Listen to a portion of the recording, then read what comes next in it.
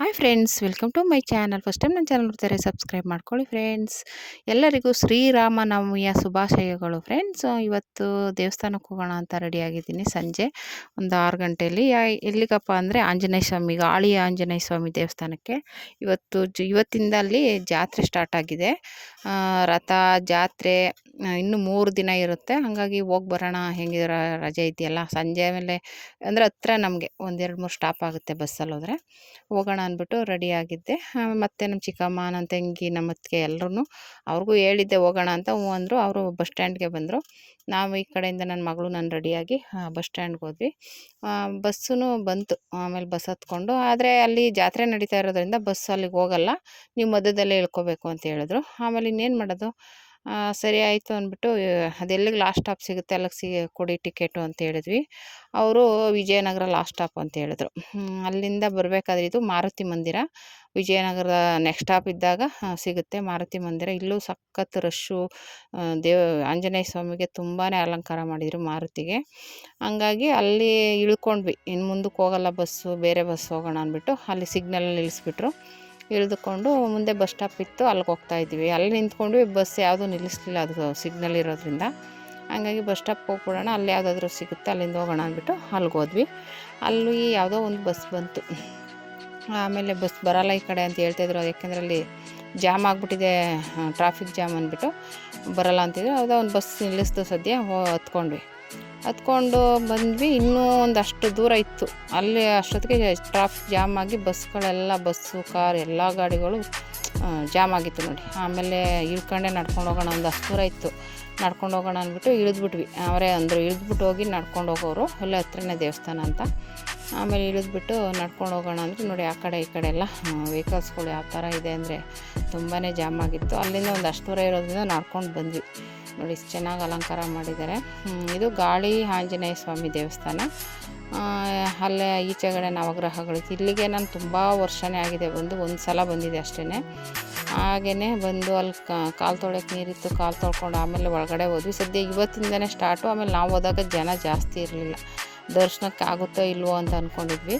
ಆಮೇಲೆ ಇನ್ನೊಂದು ಏನಪ್ಪ ಅಂದರೆ, ಅದು ಇಲ್ಲಿ ಆಂಜನೇಯ ಸ್ವಾಮಿ, ಮಾರುತಿ ಆಂಜನೇಯ ಸ್ವಾಮಿ, ಇವಾಗ ಎಲ್ಲ ದೇವಸ್ಥಾನಗಳು ನಾವು ಬಾಗಿಲಿಗೆ ಎದುರುಗಡೆ ಹೋದ ತಕ್ಷಣ ಸಿಗುತ್ತೆ, ಆ ಥರ ಇರುತ್ತೆ. ಆದರೆ ಇಲ್ಲಿ ನಾವು ಎದುರಿಗೆ ಹೋಗಿ ಹಿಂಗೆ ಉಲ್ಟಾ ತಿರ್ಕೊಂಡು ನೋಡಬೇಕು, ಆ ಥರ ಇದೆ ದೇವಸ್ಥಾನ. ಒಂಥರ ಈ ಥರ ಎಲ್ಲೂ ಇಲ್ಲ ಅಂತ ಹೇಳ್ತಾರೆ. ನಾನು ಆವಾಗ ಒಂದು ಸಲ ಹೋದಾಗ ಹೇಳಿದರು. ಹಂಗಾಗಿ ಇವಾಗ ಸೀದಾ ನಾವು ಹೋದ ತಕ್ಷಣವೇ ಕಾಣಿಸಲ್ಲ ದೇವರು, ನಾವು ಅದನ್ನು ತಿರುಗಿಸ್ಕೊಂಡು ಬಂದೇ ನೋಡಬೇಕು. ಆ ಥರ ಒಂಥರ ಡಿಫ್ರೆಂಟಾಗಿದೆ. ಅದೇನೋ ಅದಕ್ಕೊಂದು ಪ್ರತೀತಿ ಇದೆ. ನನಗದು ತುಂಬ ದಿನ ಆವಾಗ ಕೇಳಿದ್ದೆ, ನೆನಪಿಲ್ಲ. ಅಜ್ಜಿನೂ ಕೇಳಿದೆ, ಅವರು ಗೊತ್ತಿಲ್ಲ, ಮರ್ತುಬಿಟ್ಟಿದ್ದಾರೆ. ಹಂಗಾಗಿ ಗೊತ್ತಿಲ್ಲ, ಅದೇನೋ ಒಂದಿದೆ.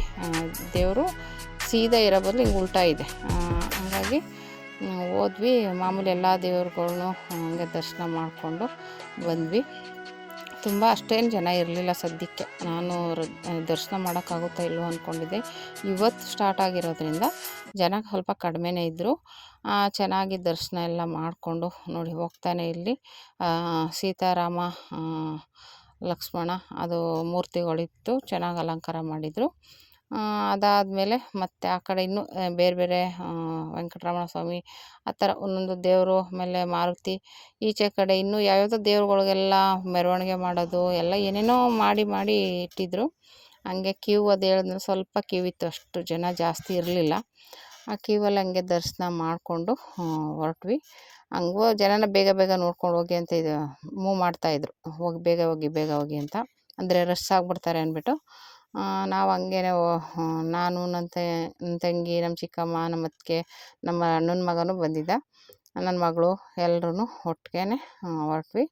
ನೋಡಿ ಸ್ವಲ್ಪ ಕಿವಿತ್ತು, ಅಷ್ಟೇನು ಇರಲಿಲ್ಲ ಜಾಸ್ತಿ, ಸ್ವಲ್ಪ ಇತ್ತು ದೇವಸ್ಥಾನ. ಅದು ನಾನು ದರ್ಶನ ಮಾಡೋ ಅಷ್ಟು ಇಲ್ವೋ ಅಂದ್ಕೊಂಡಿದ್ದೆ. ಅದೇ ನಾವು ಈಚೆಗೆ ಬಂದ ಮೇಲೆ ಜನ ಜಾಸ್ತಿ ಆಗೋದ್ರು. ಆಮೇಲೆ ಹಂಗೆ ಕ್ಯೂವಲ್ಲಿ ಮಾತಾಡ್ಕೊಂಡು ಹೊರಟ್ವಿ. ಅಷ್ಟೇನು ಜನ ಇರಲಿಲ್ಲ ಸದ್ಯಕ್ಕೆ. ಇವತ್ತು ಸ್ಟಾರ್ಟ್ ಆಗಿರೋದ್ರಿಂದ ಇಲ್ಲ. ನೋಡಿ ಇಲ್ಲಿಂದನೂ ದರ್ಶನ ಮಾಡಿದೆ ನಾನು. ಈ ಲೈನಲ್ಲಿ ಹೋಗಿ ಉಲ್ಟಾ ಹೋಗಿ ನೋಡಬೇಕಿದು. ನಾವು ಗೇಟ್ ಬಂದ್ವಲ್ಲ, ಬಂದ ಥರನೇ ಇರುತ್ತೆ, ಹಿಂಗೆ ಉಲ್ಟಾ ಬಂದು ನೋಡಬೇಕು. ನೋಡಿ ದೇವರು ಅದೇ ಆಂಜನೇಯ ಸ್ವಾಮಿ, ಚೆನ್ನಾಗಿ ಅಲಂಕಾರ ಮಾಡಿದ್ದಾರೆ. ಆಮೇಲೆ ಹತ್ತಿರದಿಂದ ಹಂಗೆ ಸುತ್ತ ಹಾಕ್ಕೊಂಡು ಹೋಗಬೇಕು. ತುಂಬ ಇದು ವೆಂಕಟರಮಣ ಸ್ವಾಮಿ ದೇವಸ್ಥಾನ, ಅಂದರೆ ಅದೇ ದೇವರು, ವೆಂಕಟರಮಣ ದೇವರು ವಿಗ್ರಹ. ಅಲ್ಲಿಂದ ನಾನು ಆ ಕಡೆ ಕ್ಯೂವಲ್ಲಿ ಬರೋವಾಗ ಝೂಮ್ ಮಾಡಿ ಹಿಡಿದೆ. ಇಲ್ಲಿ ಹತ್ರ ಬಂದಾಗ ಬಿಡಲಿಲ್ಲ. ಹೋಗಿ ಹೋಗಿ ಹೋಗಿ ಹೋಗಿ ಅಂತ ತಳ್ಳಿಬಿಟ್ರಾ, ಸರಿಯಾಗಿ ದರ್ಶನನೇ ಮಾಡೋಕ್ಕಾಗಲಿಲ್ಲ ನೋಡಿ. ಅವ್ರು ಹೋಗಿ ಹೋಗಿ ನಾನು ವೀಡಿಯೋ ಬೇರೆ ಇಟ್ಕೊಂಡಿದ್ನ, ಹೋಗಿ ಹೋಗಿ ಅಂತ ತಳ್ಳಿಬಿಟ್ರು. ಆಮೇಲೆ ಬಂದು ಇಲ್ಲಿ ಸ್ವಲ್ಪ ಹೊತ್ತು ಕೂತ್ಕೊಂಡ್ವಿ ಈಚೆ. ಅಲ್ಲೆಲ್ಲ ತಾಯ್ತ ಕಟ್ಟಿಸ್ಕೊಳ್ಳೋರು ಕಟ್ಟಿಸ್ಕೊತಾ ಇದ್ರು. ಅದೇ ಮಾಮೂಲಿ ಅವ್ರಿಗೇನೇನು ಬೇಕು ತಗೊಳ್ಳೋರು, ಅದೇನೇನು ಐಟಮ್ಸು ದೇವ್ರ ವಿಗ್ರಹಗಳೆಲ್ಲ ಇತ್ತು, ತಗೊಳ್ಳೋರು ತೊಗೋತಾ ಇದ್ರು, ತಾಯ್ತ ಕಟ್ಟಿಸ್ಕೊಳ್ಳೋರು ಕಟ್ಟಿಸ್ಕೊತಾ ಇದ್ರು. ನಾವು ಸುಮ್ಮನೆ ಒಂದು 5 ನಿಮಿಷ ದೇವಸ್ಥಾನದಲ್ಲಿ ರಿಲ್ಯಾಕ್ಸ್ ಮಾಡ್ಕೊಂಡು ಕೂತಿದ್ವಿ. ಕೂತ್ಕೊಂಡು ಆಮೇಲೆ ಪ್ರಸಾದ ಕೊಡ್ತಾ ಇರೋದು, ಯಾರೋ ತೊಗೊಂಡೋಗ್ತಾ ಇರೋದು ನೋಡಿದ್ವಿ. ಪ್ರಸಾದ ಇಸ್ಕೊಂಬಿಡೋಣ ಆಮೇಲೆ ಅಂದ್ಬಿಟ್ಟು ಈಚೆ ಹಂಗೆ ಸುತ್ತ ಹಾಕ್ಕೊಂಡು ಈಚೆಗೆ ಬಂದ್ವಿ. ಬಂದು ನೋಡಿದ್ರೆ ಪ್ರಸಾದ ಎಲ್ಲೋ ಆ ಕಡೆ ಮೂಲೆಯಲ್ಲೆಲ್ಲೋ ಕೊಡ್ತಾಯಿದ್ರು. ಆಮೇಲೆ ಇಲ್ಲಿ ನಾವು ಹೋಗ್ಬೇಕಾದ್ರೆ ಆ ವಿಗ್ರಹಗಳು ಮೆರವಣಿಗೆ ಮಾಡ್ತಾರಲ್ಲ, ಆ ವಿಗ್ರಹದ ಜನ ತುಂಬೋಗಿದ್ರು, ರಶ್ ಇತ್ತು. ನಾವು ಸರಿಯಾಗಿ ಫೋಟೋನೂ ತೊಗೊಳಕ್ಕಾಗಲಿಲ್ಲ.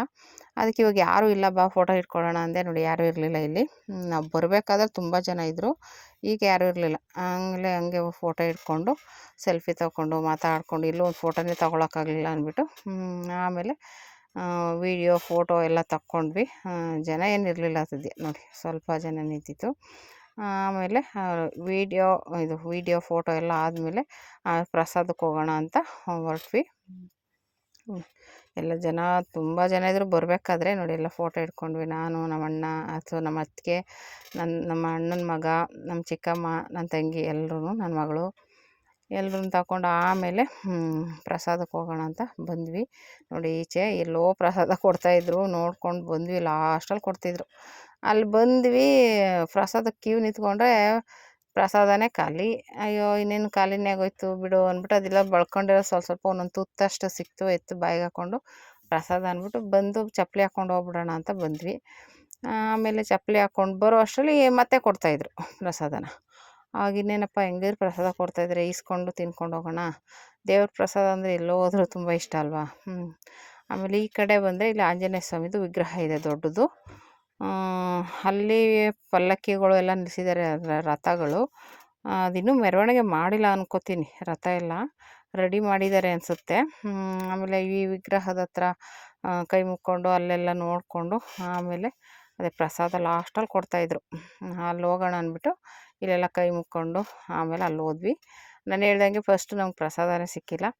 ಆಮೇಲೆ ಇನ್ನೇನು ಮಾಡೋದು, ಹೋಗಲಿ ಬಿಡು ಪರವಾಗಿಲ್ಲ ಅಂದ್ಬಿಟ್ಟು ಚಪ್ಪಲಿ ಹಾಕ್ಕೊಂಡು ಹೋಗ್ಬಿಡೋಣ ಅಂತ ನಾವು ದೇವಸ್ಥಾನ ಹತ್ರನೇ ಬಿಟ್ಟಿದ್ವಿ ಚಪ್ಪಲಿ. ಮತ್ತೆ ಆ ಕಡೆ ಎಲ್ಲ ಓಡಾಡ್ಕೊಂಡು ತಿರ್ಗಿ ಮತ್ತೆ ಬಿಡಬೇಕಂದ್ರೆ ಬೇಡ ಅಂದ್ಬಿಟ್ಟು ಡೈರೆಕ್ಟಾಗಿ ಎಲ್ಲ ಮುಗಿಸ್ಕೊಂಡು ಒಟ್ಟಿಗೆ ಆಮೇಲೆ ಹಾಕ್ಕೊಂಡು ಹೋಗೋಣ ಚಪ್ಪಲಿನ ಅಂದ್ಬಿಟ್ಟು. ಆಮೇಲೆ ಅದು ಮೇನ್ ರೋಡ್ ಆಗಿರೋದ್ರಿಂದ ಸಖತ್ತು ಟ್ರಾಫಿಕ್ ಇತ್ತು. ಪೊಲೀಸ್ನವ್ರು ತುಂಬ ನಿಂತಿದ್ರು. ಒಂದು ಕಡೆ ಜನ ಓಡಾಡೋಕ್ಕೆ ಜಾಗ ಬಿಟ್ಟು ಇದು ಮಾಡಿದರು, ವೆಹಿಕಲ್ಸ್ ಓಡಾಡೋದಕ್ಕೆ, ಇಲ್ಲಾಂದರೆ ತೊಂದರೆ ಆಗುತ್ತೆ ಅಂತ ನೋಡಿ ಒಂದು ಕಡೆ ವೆಹಿಕಲ್ಸ್ಗಳು ಹೋಗ್ತಾ ಇದ್ದಾವೆ.